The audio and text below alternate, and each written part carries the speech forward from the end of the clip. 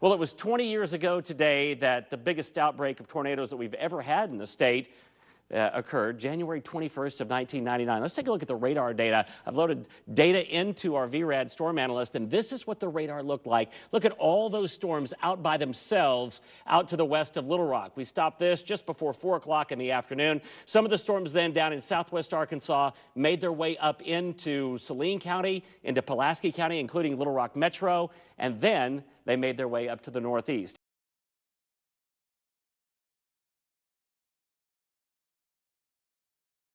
Channel 7 News Weather Advisory. Once again, I'm Ned Permy in the Channel 7 Weather Center, and White County has now been added to a list of counties under tornado warnings this afternoon. White County is now under the tornado warning until 4:40 this afternoon. As we take a look at the map, you can see that we are moving to over a half dozen counties in Arkansas that are under active tornado warnings, and now White County has been added to this list.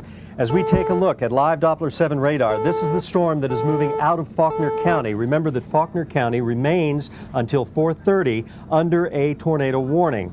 That tornado was possibly located 16 miles southwest of Natural Steps a few moments ago. It continues to move very fast at 45 miles an hour and is now moving into western sections of White County. White County and Faulkner County until 5:20 remain under a tornado warning. In the vicinity of El Paso right now, we're looking at another hook. Let's go in, if we could, there to the El Paso area. We are looking at a possibility of another hook. First of all, we'll get a track on this storm. There's a possibility it could move toward the Searcy area. It's located near El Paso, moving toward Floyd, Antioch, McClane, Center Hill, and Gardner. That storm is moving toward the northeast and possibly could eventually be moving toward the Searcy area. Let's go in to southern sections of White County, south of El Paso. This storm will pass toward just to the north of Ward and Beebe and be moving in toward Floyd. You can see the thunderstorms lined up from Sherwood through Jacksonville, Cabot, Beebe. These are hail producing, wind damage producing, and frequent cloud to ground lightning producing thunderstorms.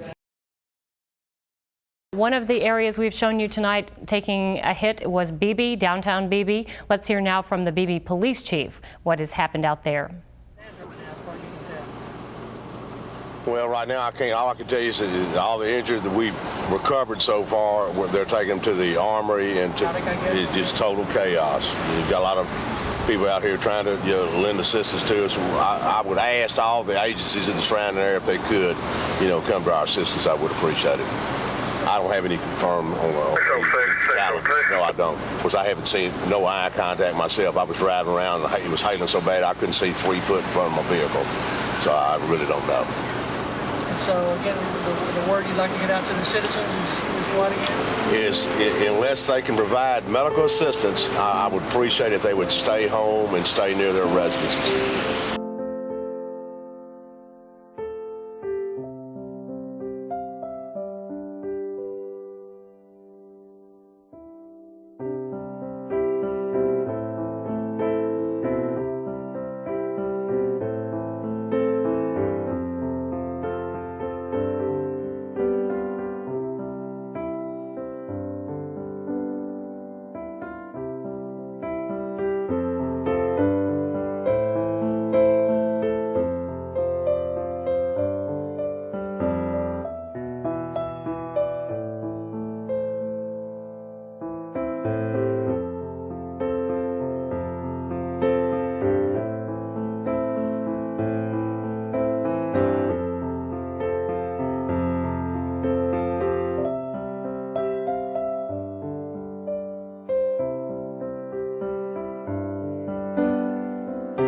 Two of the cornerstones of any community are its schools and its churches, and Beebe is no exception.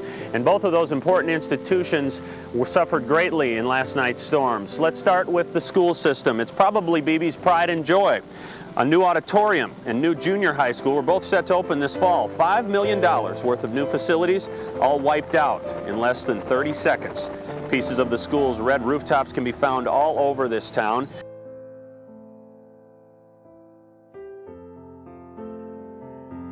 I remember in 1976 when Cabot was pretty much destroyed by a tornado as this, and I thought I'd never see it happen to our community, but it has happened to us now, and we'll do like other communities have experienced this. We'll rebuild and we'll bounce back.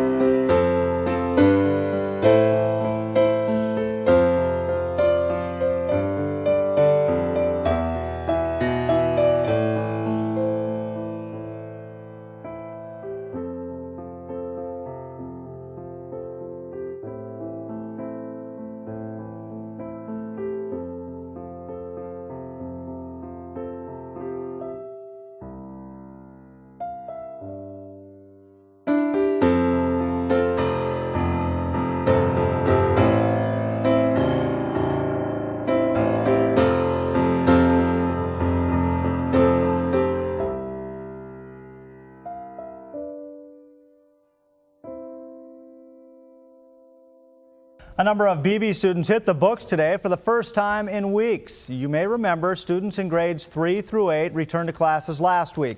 They were joined this morning by their high school counterparts and students in kindergarten through 2nd grade. Nearly 1,000 Beebe students headed back to class Monday after a 2.5-week hiatus. At the high school, the day could be mistaken for one before January 21st, when tornadoes rocked the community and school district.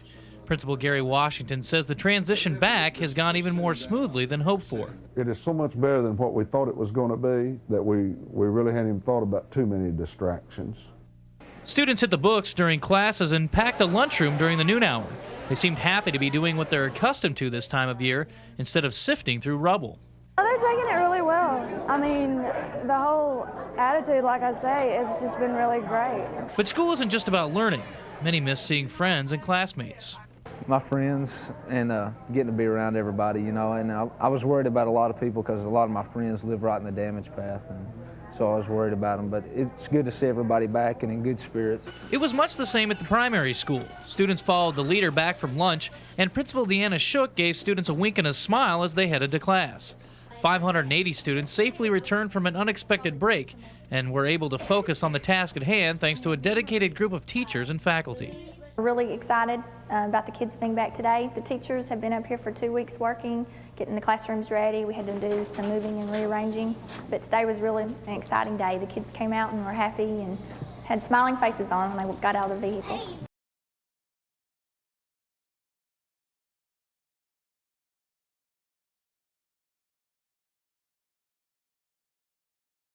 That tornado devastatingly hit the town of Beebe. The mayor at the time, Donald Ward, found himself in the middle of the storm. This is his story.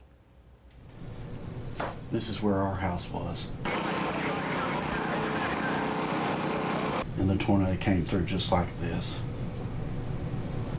The house began to tremble, and I just pulled the mattress up over the tub. Well, I saw the kitchen, the carport, the laundry room, and the living room just blow and just disintegrate. The force of that tornado hitting the house threw me into the tub, and there was nothing except the tub installation. And then in a matter of seconds, it broke, and we were pulled. I just pulled the mattress over us and held it up, down over us, and off we went into the backyard. And my son asked me, said, "Dad, what's happening?" I said, "Son, I have no idea, but we're okay. We're together." And all of a sudden it stopped. Ward's wife and 2 sons, 5 and 10 at the time, came out of the storm unscathed. He sustained minor injuries to his hand and foot. But in all, 2 lives were lost in Beebe that night. 90 homes completely leveled. That whole part of the town was destroyed. We just happened to be at ground zero. But at a point, Ward had to remember the oath he had taken just 20 days before, to lead the city as mayor. My wife quickly agreed, "You take care of the city, I'll take care of the family." And we did that. The way this story ends, yes, I lost everything. Our family lost everything. A lot of the people lost everything. other than the lives that were lost that night, everybody came back bigger and better than what they were.